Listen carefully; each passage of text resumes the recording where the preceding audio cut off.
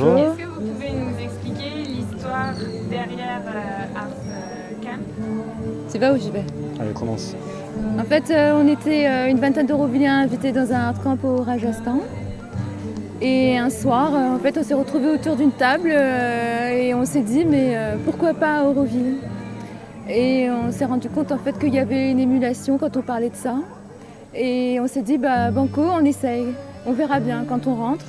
Si les portes s'ouvrent, on le fait. Si ça ne s'ouvre pas, on le fait pas. Et on est rentré et toutes les portes se sont ouvertes. Et puis suite à ce art camp, on était plusieurs Eurovilliens à participer au Art Mart de Khajuraho, qui est un très grand festival de danse à Madhya Pradesh, pour lequel il était organisé aussi un Art Mart avec 600 artistes indiens. Et là, on s'est rendu compte en fait des possibilités d'échanger. Et c'est ça aussi qui nous a donné envie de les inviter. Et puis Auroville se situe en Inde. Et donc être artiste à Auroville, c'est aussi être artiste en Inde et échanger avec les artistes indiens. Donc c'était créer un pont entre eux et nous en fait. Et c'est ce qui s'est passé en fait. Il y a eu énormément d'échanges et aussi beaucoup d'échanges entre artistes aurovilliens parce qu'habituellement on travaille chacun dans notre coin.